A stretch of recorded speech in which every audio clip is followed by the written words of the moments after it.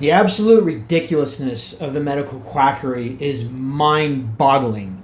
Like, their excuses are so utterly unconvincing and stupid that they are absolutely ridiculous. They are, like, literally stupid. Like, if you think that these are justifications to take a knife and rip off a child's most pleasurable, sensitive part of their body while torturing them and mutilating and sexually crippling them for life, because of some ancient blood ritual that started as an Egyptian slave marking that was passed on by the mutilated victims of the slave culture, and turn into a religion because they were the world's most pathetic, sad, broken foxes with no tails that the world has ever produced, and they literally created 3 baby mutilating cults that pervade all over the earth and create these delusions and just absolute medical quackery that passes as justification for these outright disgusting practice of the genital mutilation of children, which has absolutely no valid scientific or medical justification. We're going to literally pull this nonsense apart on this video. To make a video about circumcision. I know it's a little bit of hot topic dilemma, and I want you to know this.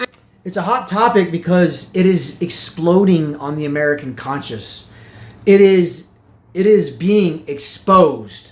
The quackery, the nonsense, the medical lies. People are starting to question why we're doing this to children.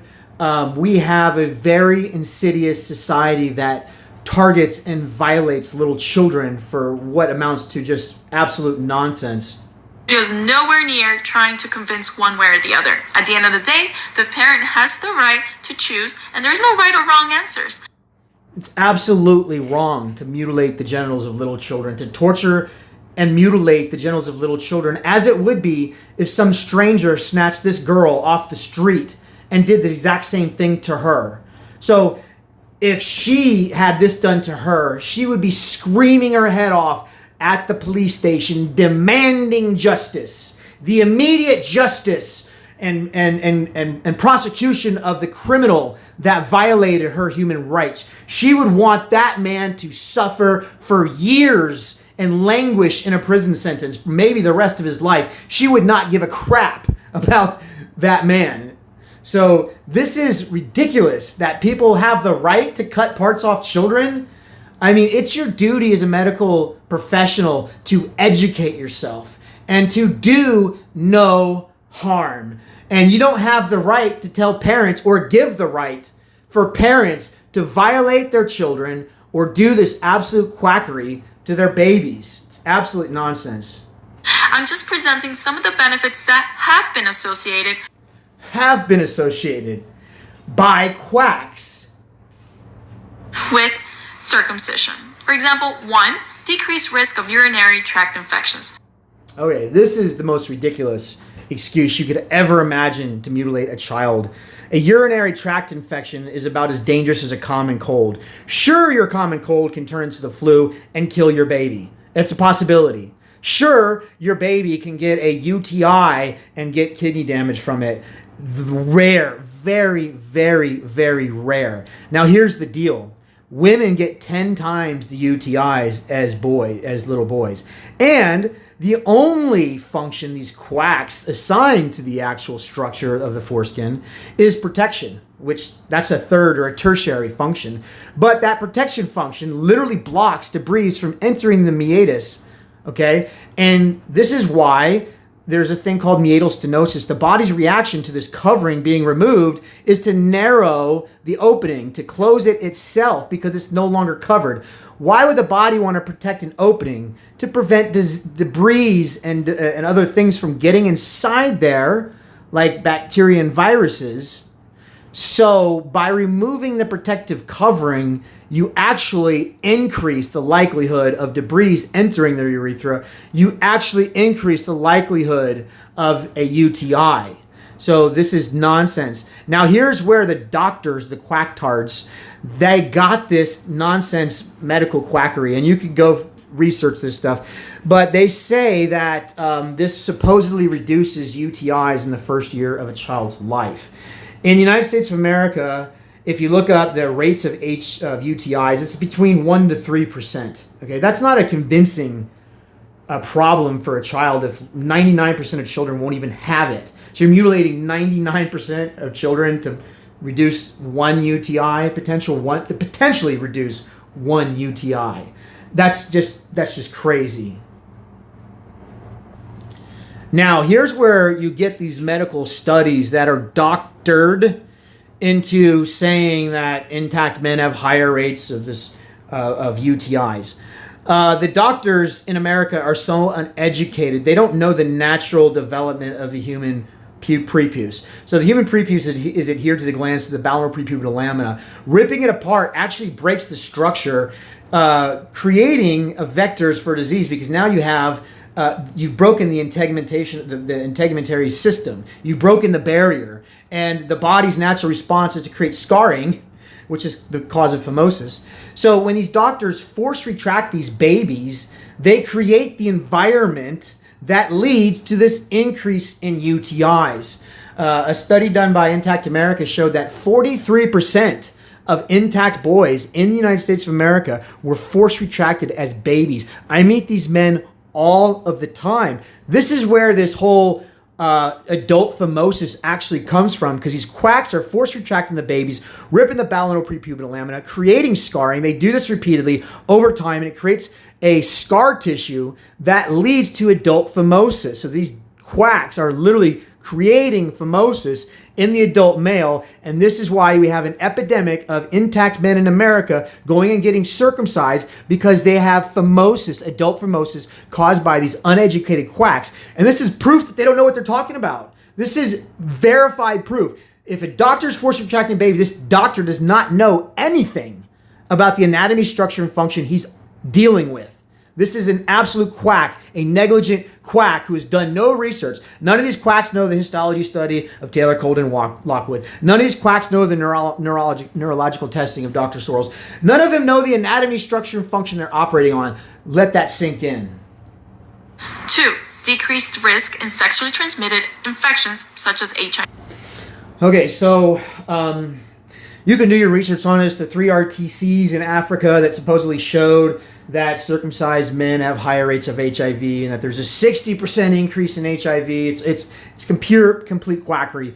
The 3 studies, number 1, had numerous biases. Number 1, they were funded and created by the WHO. They were trying to create a scientific study that would validate their genital mutilation, protect circumcision in the United States of America. That's why they did it. Then they used it as a donation money laundering scheme to transfer donation money into the Bill and Gates and the WHO and all these other organizations, and basically launder that money so they can actually put it in their personal accounts. So that's literally what happened. So these quacks that made this study, the way they designed it was they would mutilate the men, and then, of course, if you're mutilated, you're probably not going to want to have sex for a little while. And these studies lasted about 6 months. Okay, so they didn't even go their full term. They had numerous problems. They had researcher bias, lead time bias, attrition bias. They lost a lot of people. There's so many mistakes in these studies that they shouldn't have passed peer review. But guess what? They passed it because other peer quacks are passing it, because they want to continue the profit scheme and they want to continue doing this to children. Okay, so the idea that the prepuce would increase STDs or HIV is an absolute denial of the secondary function of the prepuce. So we're going to go into the functions real quick. Primary function is sensory. Okay, you have eyes. Your primary function of your eyes is to see, right? Your primary function of your genitals is for sexual pleasure and reproduction, right? So the actual structure creates the pleasure and the desire for reproduction. Okay, so the main function is sensory. It's a sensory tissue. It has Meissner corpuscles found in the frenulum and ridge band. They are the most sensitive nerve endings in the human body. They're found in the lips and the fingertips. This has about 75% of the nerve endings. It is the main interfacing tissue that both gives and receives pleasure in the partner. So there's no way that this tissue is not full of nerve endings. That's the main function of the tissue, is pleasure. the quacks don't want to tell you this because they're removing your pleasure. Okay, the secondary function is a mechanical function. The foreskin is a rolling, gliding tissue which reduces friction of intermission by tenfold. Intermission is one object moving inside another. So the foreskin reduces friction. Okay, this makes sex more pleasurable for the female partner and more abrasive, less friction creating. And if you remove the friction reducing device, this device also acts as a moisture gasket to maintain the moisture inside of the system, inside of the partner. Circumcised men like myself with a lot of experience, when we pull out, that moisture dries. That's what that cold sensation feeling is. And circumcised men, when you pull out, you literally are drying your partner out every time you pull out and push back in. You're drying her out. So you dry her out, you remove all her moisture, and in about 30 minutes, guess what? Either you need lube or you better be done. And if you think that removing the friction reducing part that maintains the moisture reduces vectors and micro tears, man, I got some oceanfront property in Arizona to sell you, brother. This is ridiculous. There is absolutely no way that increase in friction in the system would decrease micro tears, which are the vectors by which HIV and these sexually transmitted diseases enter your body. Okay, so the idea that somehow this removing the friction reducing part is absolutely denying the whole mechanical structure.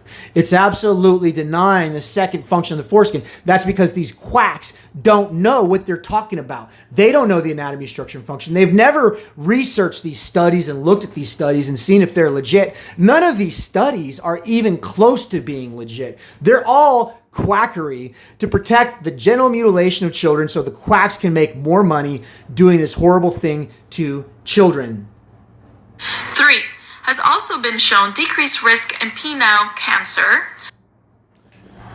This is probably the weakest and most ridiculous claim that you will ever hear in medicine. It's so utterly stupid.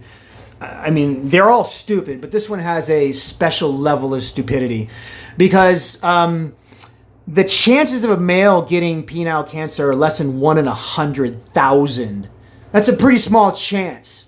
Okay, I don't think there's ever been a human baby ever diagnosed with penile cancer, ever. Now, I'm not 100% sure, but go find one for me. You won't find that. So the idea that we have to mutilate babies, okay, if this was actually an issue, if this literally caused cancer, then men at 18 can decide for themselves because they're not getting cancer until they're 70 or 80. So the idea we have to mutilate babies to reduce cancer is just so utterly ridiculous. And if you remove a part, you can't get cancer in the part. So yeah, if you remove your tongue, you can't get tongue cancer. If you amputate your left arm, you can't get cancer. Any tissue on the human body can get cancer. Any tissue can get cancer because they all have DNA. So any cell with DNA can get cancer. So the idea that this reduces cancer is just so bogus. It's just ridiculous. I mean, 1 in 3 women, 30% of women will get breast cancer in their lifetime. That's a huge number of women. Huge number of women that will get breast cancer in their lifetime. If we remove little girls' breast buds, we would save thousands, hundreds of thousands of, I don't know how many. We would save thousands and thousands of lives, literally lives, if we literally removed little girls' breast buds. The scientific chance of penile cancer compared to breast cancer is just mind-bogglingly nonsense. I mean, just how would you equate the two? 1 in 100,000 to 1 in 3? And of those 1 in 3, across the world, now the rates are improving in the United States, but in the rest of in the entire world, 1 in 3 will die. 1 in 3 will die. You have never in your entire life ever met a man who has died from his foreskin. You've never met a man in your entire life that will ever die from his foreskin. And to extend this further, you have never in your entire life ever met a man who needed a foreskin amputation ever. Like you have never in your life ever met a woman who needs a preputial amputation. Women have the part 2. It's called the clitoral hood. So the idea that somehow we got to do this to prevent cancer, that's just the weakest excuse you could possibly imagine. I mean, it's just embarrassing for these doctors that they even say this stuff. I mean, if you take biology class 101, okay, and you understand that for 160 to 220 million years of mammalian evolution, that 5,488 mammal species all have a prepuce. I think the only one isn't a platypus and a Europithecus, or whatever the hell you call them. There's only 2 mammal species, and they're not even real mammals or proto-mammals.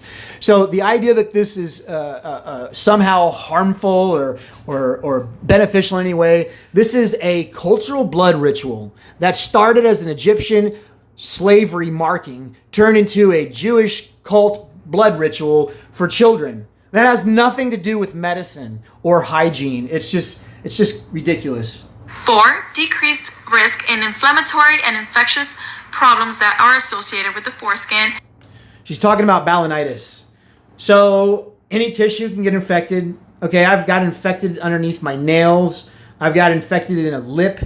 I mean, little cuts can get infected all the time.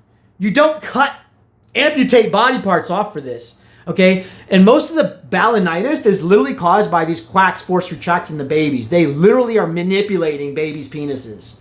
Okay, and nobody should ever force retract a baby. No one should be retracting a baby.